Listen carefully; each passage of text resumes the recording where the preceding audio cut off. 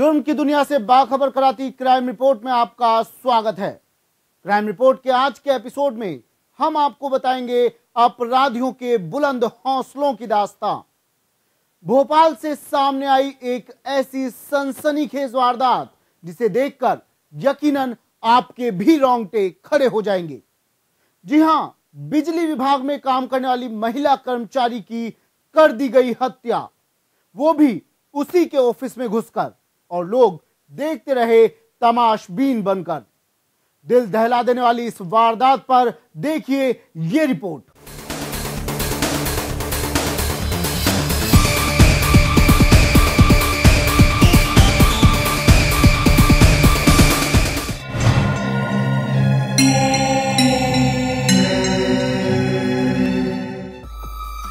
मध्य प्रदेश के भोपाल शहर स्थित रॉयल मार्केट में एक महिला क्लर्क की ऑफिस में घुसकर हत्या कर देने का मामला सामने आया है।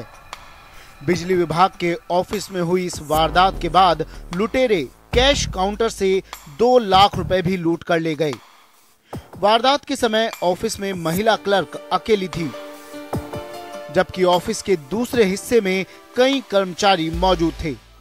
पुलिस के अनुसार हलालपुर के ओम नगर में रहने वाली मीरा आहूजा मध्य प्रदेश राज्य विद्युत मंडल में क्लर्क के पद पर थीं, जिसकी हत्या कर दी गई। पुलिस ने मामला दर्ज कर जांच शुरू कर दी है, लेकिन अभी तक पुलिस को इस मामले में कोई सुराग नहीं लगने के बाद राज्य सरकार ने आरोपी की जानकारी देने वाले को 1 लाख रुपए इनाम देने की घोषणा भी की है। भाजपा शासन को चेतावनी देते हैं, 24 घंटे के अंदर अगर अपराधियों को उन्होंने गिरफ्तार नहीं किया तो सिंधी समाज इसका विरोध करेगा। इसका भोपाल बंद भी करने की हम चेतावनी भी देते हैं, और 24 घंटे के अंदर अपराधी नहीं पकड़े गए, अन्यथा मुख्यमंत्री से मांग है कि मुख्यमंत्री अगर तुम अपना शासन नहीं कर सकते हो तो गद्दी छोड़ दो।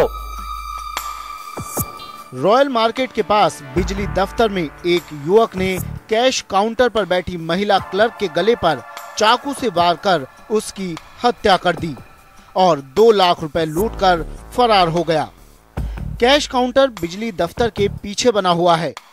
वारदात के वक्त कैश काउंटर पर महिला अकेली थी, जबकि बिजली दफ्तर में करीब 100 कर्मचारी मौजूद थे। जिस दफ्तर में महिला की हत्या कर लूट की गई, वह स्थानीय थाने से महज 200 मीटर दूर है। तो ये लगभग 6 बजे की घटना है। यहाँ पे एक अज्ञात व्यक्ति ऐसा लग रहा है किसने एंटर किया है। ओमनगर निवासी मीरा आहूजा MPSEB में LDC के पद पर थी। उस दिन वह कार्यालय के एक तरफ बने कैश काउंटर की खिड़की नंबर 2 पर उपभोक्ताओं से बिजली के बिल जमा कर रही थी। शाम करीब 6 बजे कैश काउंटर में लूट करने घुसे एक बदमाश ने उनके गले पर चाकू से हमला कर दिया। वे मदद के लिए चीखती हुई कैश काउंटर से बाहर निकली और दफ्तर की पहली मंजिल पर स्थित कैश इंचार्ज के पास पहुंचने से पहले ही रास्ते में गिर गई। उनकी चीख सुनकर वहां मौजूद कर्मचारी उन्हें तुरंत कार से नजदीक के मेयो अस्पताल लेकर पहुंचे, जहां डॉक्टरों ने उन्हें मृत घोषित कर दिया।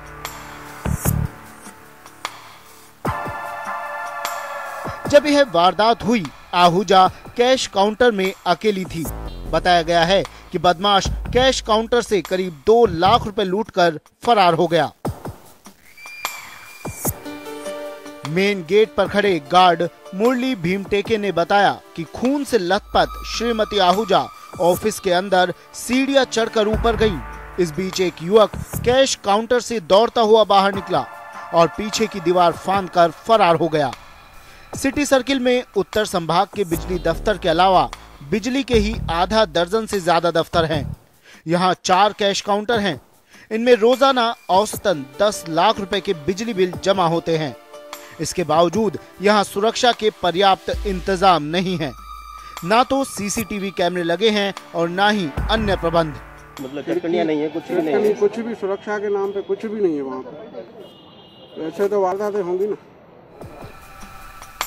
गृह मंत्री उमाशंकर गुप्ता की पत्नी और बिजली कर्मचारी महासंघ की प्रदेश उपाध्यक्ष राधा गुप्ता ने बताया कि दीपावली के पहले ही वे CMD को दफ्तर में सुरक्षा नहीं होने की बात कह चुकी हैं।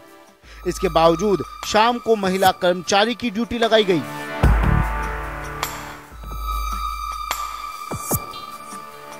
बिजली कंपनी की कर्मचारी मीरा आहूजा की हत्या के मामले में कांग्रेसी नेता और विधानसभा में नेता प्रतिपक्ष अजय सिंह ने कहा कि प्रदेश में सरकारी कर्मचारी ही सुरक्षित नहीं है, तो आम आदमी का क्या होगा। अजय सिंह ने कहा कि मध्य प्रदेश के इतिहास में आज तक ऐसा नहीं हुआ कि किसी महिला सरकारी कर्मचारी की दफ्तर में घुसकर हत्या की गई हो। गृह मंत्री भोपाल के विधायक हैं,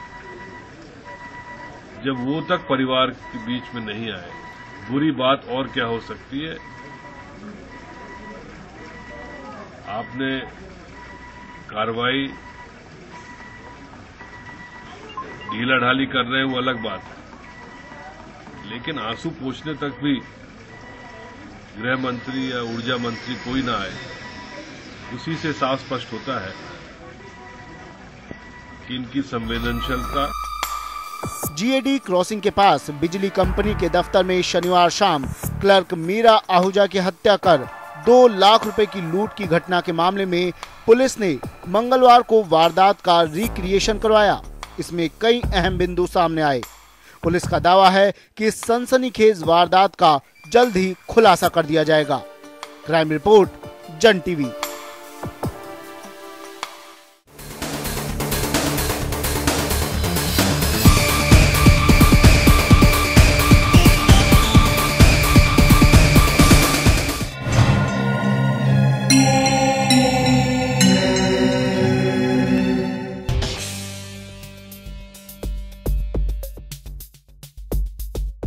देहरादून में पुलिस को हाथ लगी एक अहम कामयाबी। पुलिस ने एक होटल पर कार्रवाई कर बड़ी मात्रा में नशे की खेप बरामद की। पुलिस की गिरफ्त में आए नशे में चूर नौजवान, इनमें न सिर्फ लड़के बल्कि कई लड़कियों को किया गया गिरफ्तार। देहरादून में पुलिस ने एक रेव पार्टी का भांडाफोड़ करते हुए मौके से 39 लोगों को गिरफ्तार कर लिया। इस दौरान जिस होटल में ये पार्टी आयोजित की गई थी, वहां से स्मैक, चरस और विदेशी शराब भी बरामद की गई। देहरादून पुलिस ने राजपुर इलाके में चल रही एक रेव पार्टी पर छापा मारा। पुलिस ने गुप्त सूचना के आधार पर ये छापेमारी की। मौके पर पुलिस के पहुंचते ही वहां अफरा तफरी मच गई। जिला प्रशासन को कई इलाकों में होने वाली रेव पार्टियों के बारे में लंबे समय से जानकारियां मिल रही थी। इस दौरान इस पार्टी में कई नशीले पदार्थों का सेवन किया जा रहा था। पुलिस ने यहां से 39 लोगों को गिरफ्तार किया। इनमें से 20 लोग नशे की हालत में पकड़े गए। पुलिस ने होटल से भारी मात्रा में नशीले पदार्थ भी बरामद कर लिए हैं। कई जगह सूचनाएं मिल रही थी। पिछले टाइम में 10-15 दिन में कार्रवाई भी की गई। कई जगह से और भी ड्रग्स बरामद की गई है। इसी क्रम में कल की सूचना जो प्राप्त हुई थी कि यहाँ पर एक पार्टी चल रही है जाखन में, जो एक क्लब है, लाउंज है, तो उसमें लगभग 11:15 बजे रात्रि में वहाँ पे पुलिस द्वारा रेड की गई और वहाँ से 39 लोगों को वहाँ नशे में पाया गया, वहाँ मौजूद थे। वहाँ पे उनका मेडिकल कराया गया 39 लोगों का, और उसमें 20 लोग जो लड़के हैं उनका जो अल्कोहल के जो कंज्यूम किया है वो तो आ गया है, बाकी ड्रग्स का वो चल रहा है। कुछ लड़कियां भी हैं, उनका भी आया है। तो इस संबंध में जो वहां से ड्रग्स भी बरामद हुए हैं। गिरफ्तार किए गए लोगों में 14 लड़कियां और 25 लड़के शामिल हैं। ब्लड सैंपल इकट्ठा करने के लिए सभी लोगों को दून अस्पताल भेजा गया। पुलिस ने आईपीसी की कई धाराओं के तहत मामला दर्ज कर लिया है। क्राइम रिपोर्ट, जन टीवी।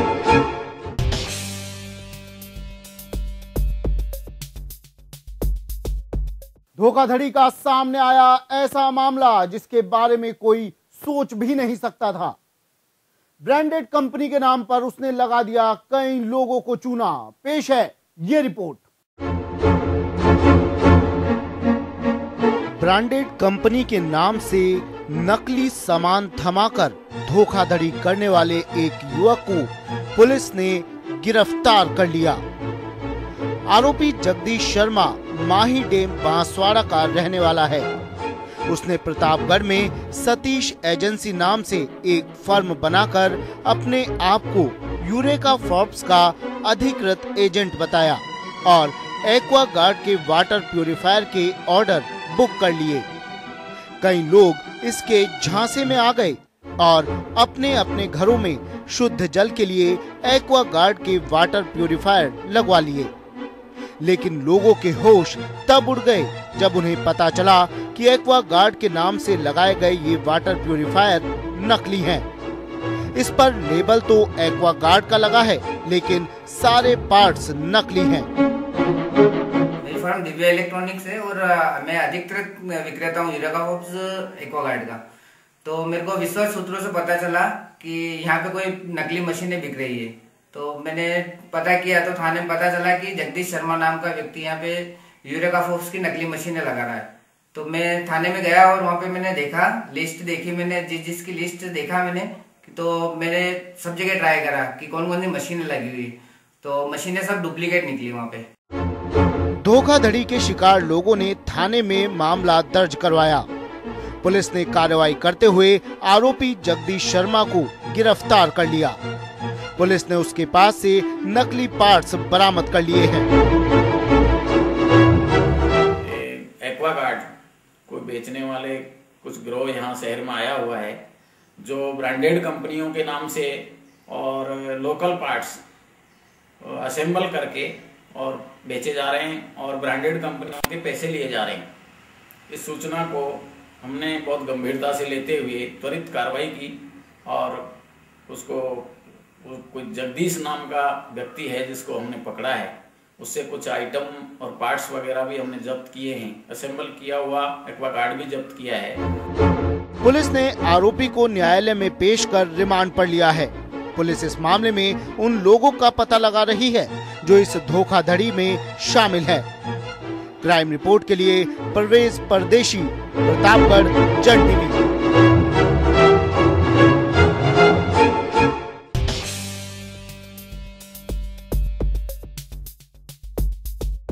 क्राइम रिपोर्ट में यहाँ वक्त है एक ब्रेक का। ब्रेक के बाद जुर्म की कुछ और दास्तां से उठाएंगे पर्दा।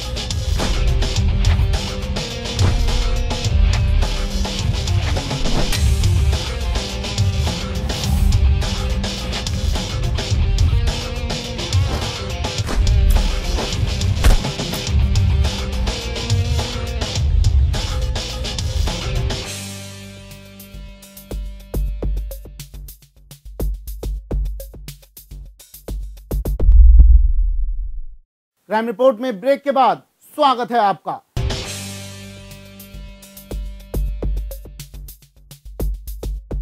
भ्रूण हत्या और नवजात को कचरे में फेंकने के मामले लगातार सामने आ रहे हैं। ये एक ऐसा अपराध है जिसकी कोई माफी नहीं है। सवाल ये कि कब रुकेंगी ये हत्याएं, किसकी लापरवाही है इस अपराध के पीछे। पेश है ये रिपोर्ट।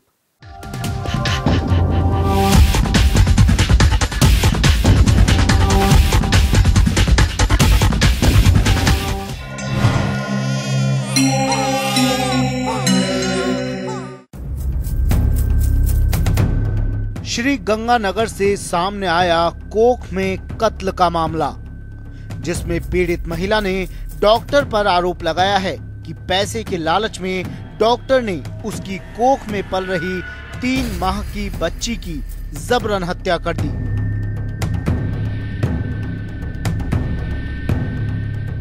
लेकिन स्वास्थ्य विभाग के अधिकारी मामले को दबाने की फिराक में नजर आ रहे हैं। सरकार कन्या भ्रूण हत्या रोकने के लिए भले ही लाख दावे करे, लेकिन लिंग परीक्षण कर गर्भ में कन्या की हत्या करने का ये घिनौना अपराध अब भी जारी है। मामले में हैरानी की बात तो ये है कि गर्भवती महिला को बगैर बताए चंद रुपयों के लालच में महिला डॉक्टर ने ये कारनामा किया है। लालगड़िया अस्पताल की महिला डॉक्टर सविता पर आरोप लगाया है कि जब राजकुमारी चेकअप करवाने लालगड़िया अस्पताल गई थी, मगर डॉक्टर ने लिंग परीक्षण कर उसके गर्भ में पल रही कन्या की हत्या कर दी। पीड़िता की माने तो डॉक्टर ने रुपयों की लालच में ऐसा किया है। मामले की शिकायत मुख्य स्वास्थ्य अधिकारी सहित तमाम आला अधिकारियों को की गई, मगर मामले में कोई कार्रवाई नहीं हुई। पेट से थी, अचानक मेरा दर्द हुआ तो मैं और मेरे पति लालगड़िया हॉस्पिटल डॉक्टर सविता जी के पास गए। उसके बाद मुझे 2 गोलियां दी। गोलियों से 10-15 मिनट बाद मेरा दर्द बढ़ गया। जब मैंने कहा कि मेरे दर्द घटने की वजह बढ़ने लगा है तो डॉक्टर सविता जी ने कहा कि कोई बात नहीं, कुछ घंटे रुकने पड़ेगा, आपका दर्द सब ठीक हो जाएगा। उसके बाद डॉक्टर सविता जी मेरे को लेबर रूम में ले गई। उनके साथ 2 नर्स भी थी। लेबर रूम में जाके मेरे हाथ में एक टीका लगाया और मेरा जबरदस्ती ऑपरेशन कर दिया।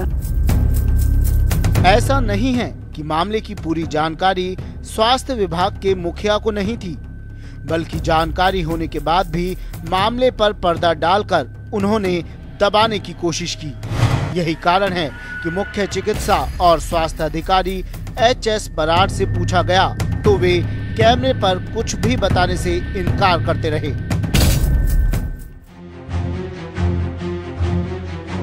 पीड़िता के पति ने उसी समय जवाहर नगर पुलिस थाने में इस पूरे मामले की शिकायत की, लेकिन पुलिस ने मामला स्वास्थ्य विभाग से जुड़ा होने का कहकर कार्रवाई नहीं की। महिला के पति और शिकायतकर्ता संजय कुमार ने अधिकारियों को दिए प्रार्थना पत्र में कहा कि लालगड़िया अस्पताल की डॉक्टर सविता लालगड़िया ने उसकी पत्नी राजकुमारी का बिना सहमति लिए गर्भपात कर दिया। पत्नी के पेट में दर्द होने के कारण लालगड़िया अस्पताल की डॉक्टर सविता को दिखाया तो उन्होंने राजकुमारी की सामान्य जांच कर सोनोग्राफी करने की सलाह दी। सोनोग्राफी के दौरान महिला डॉक्टर ने राजकुमारी से पूर्व में हुए बच्चों के बारे में पूछा तो उसने 2 संतानें होने की बात कही। इस पर डॉक्टर ने राजकुमारी को 2 गोलियां दे दी और अस्पताल में भर्ती कर लिया। करीब 2 घंटे बाद पीड़िता को दर्द बढ़ गया। जब इस बारे में डॉक्टर को बताया तो उसने पीड़िता को लेबर रूम में ले जाकर बिना बताए गर्भपात कर दिया।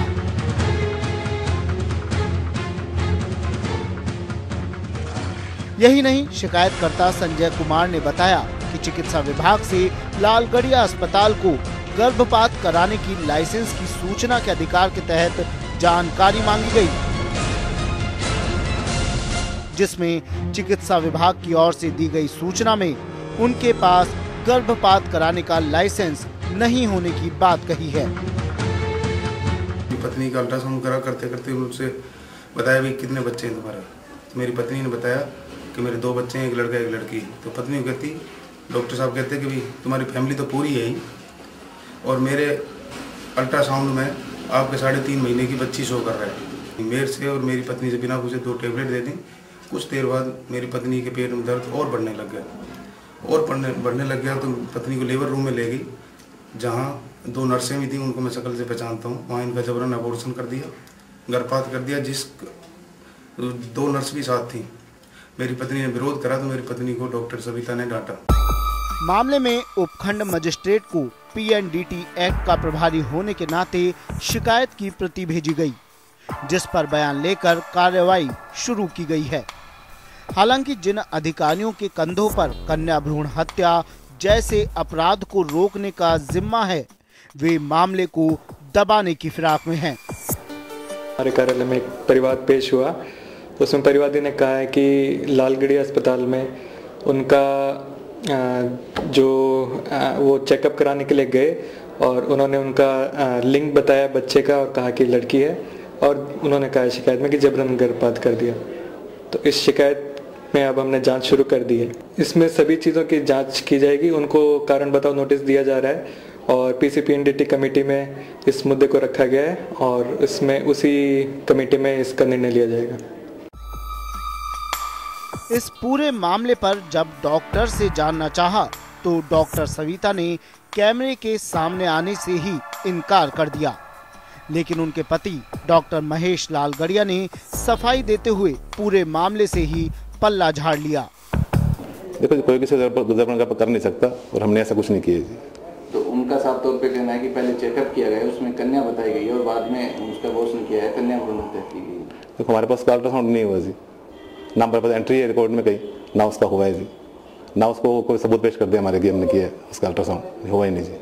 देखो जी, अबॉर्शन कई तरह के होते हैं। एक MTP अलग चीज़ है जिसमें बच्चा लाइव बच्चे करते हो आप। अबॉर्शन जिसकी ब्लीडिंग हो रही होती है, इनकम्प्लीट होते हैं, मिस्ड अबॉर्शन होते हैं, सारे अबॉर्शन में आते हैं और उन सब काम कर सकते हैं। सिर्फ लाइव बच्चे का नहीं कर सकते हम, उसका लाइसेंस नहीं है हमारे पास। ऐसे में अब देखना ये है कि सरकार द्वारा कन्या भ्रूण हत्या रोकने के प्रयास कितने कारगर साबित होंगे या यूं ही डॉक्टर और अन्य अधिकारियों की मिलीभगत से समाज में घिनौना पाप बदस्तूर जारी रहेगा। श्री गंगानगर से भरत शर्मा, क्राइम रिपोर्ट, जन टीवी।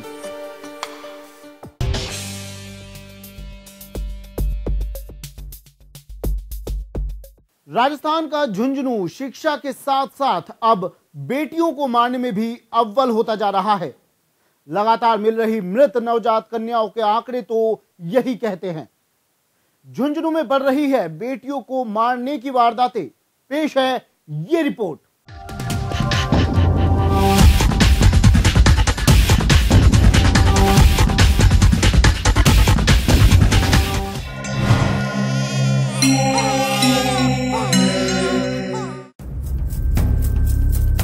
सीकर जिला मुख्यालय पर एक बार फिर ममता को शर्मसार करने का मामला सामने आया है। सीकर रोडवेज के पास बने दुर्गा माता मंदिर में एक नवजात बालिका को लावारिस हालत में कोई छोड़कर फरार हो गया। सुबह मंदिर में लोगों के पहुंचने और पुजारी के पहुंचने पर इस बालिका का पता चला, जिस पर पुलिस को सूचना दी गई। बाद में मौके पर पहुंची पुलिस ने लावारिस नवजात बालिका को कल्याण अस्पताल में भर्ती करवाया, जहां पर उसकी हालत ठीक है। वहीं पुलिस ने इस बारे में मुकदमा दर्ज कर नवजात बालिका को लावारिस हालत में छोड़ने वालों की तलाश शुरू कर दी है। करीबन 9:30 बजे डिपो चौकी पे उपस्थित था तो एक दीनदयाल सनो बहनलाल जहांगीर नाम का लड़का मेरे पास आया और उसने बताया कि साहब माताजी के मंदिर के गेट के पास में कॉर्नर में एक कोई लुगड़ी है, उसमें हलचल हो रही है। तो मैं तुरंत, मेरा कांस्टेबल है साथ में, तेजाराम को लेकर वहाँ पहुँचा और मैंने उसके लुगड़ी को उखाड़ के देखा तो उसमें एक नवजात था और नवजात कन्या थी। मैं उसको तुरंत लेकर के हॉस्पिटल पहुँचा, यहाँ भर्ती करवाई, मेरे उच्च अधिकारियों को बताया। ये बच्ची स्वस्थ है? बच्ची बिल्कुल स्वस्थ है, डॉक्टर साहब ने बताया बिल्कुल स्वस्थ है बच्ची। राज्य सरकार भले ही कन्या भ्रूण हत्या को रोकने के लिए लाख कोशिश करे, लेकिन शेखावटी में लगातार कन्याओं के इस प्रकार से फेंके जाने की घटनाओं ने ये भी साफ कर दिया है कि आज भी समाज में लड़कियों को लेकर किसी प्रकार का कोई परिवर्तन नहीं हुआ है। क्राइम रिपोर्ट के लिए अमित शर्मा, सीकर, जन टीवी।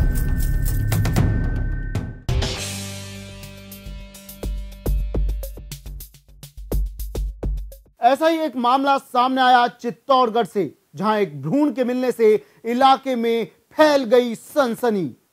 भ्रूण मिलने का यह सिलसिला लगातार जारी है, लेकिन पुलिस की तमाम कोशिशों के बावजूद गुनहगारों का अब तक पता नहीं चल पाया है।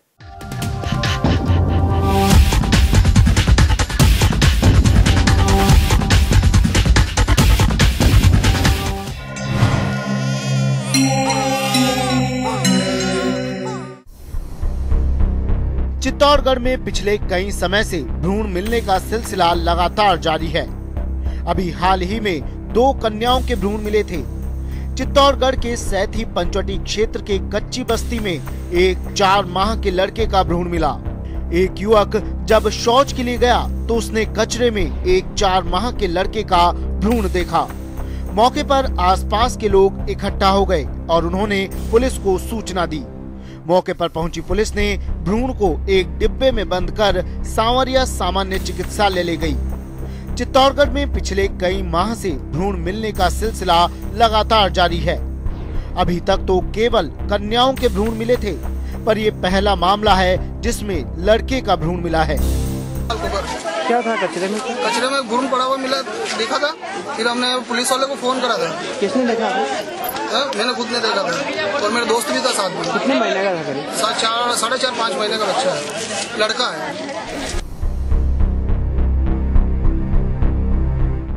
पुलिस ने मामले को गंभीरता से लेते हुए जांच शुरू कर दी है, लेकिन पुलिस की तमाम कोशिशें अब तक नाकाफी साबित हुई है।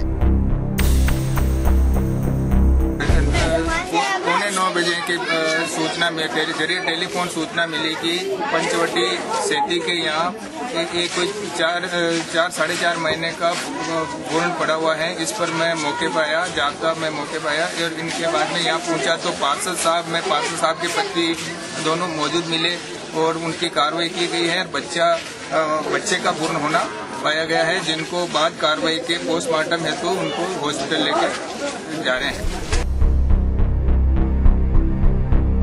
पुलिस अब तक ये पता लगाने में असफल रही कि लगातार हो रही इस तरह की वारदातों के पीछे आखिर किसका हाथ है।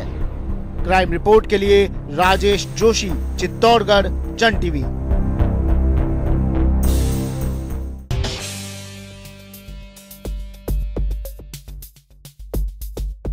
क्राइम रिपोर्ट में आज के लिए इतना ही। अगले एपिसोड में जुर्म की कुछ और दास्तां से आपको करवाएंगे रूबरू। तब तक के लिए मुझे दीजिए इजाजत। नमस्कार।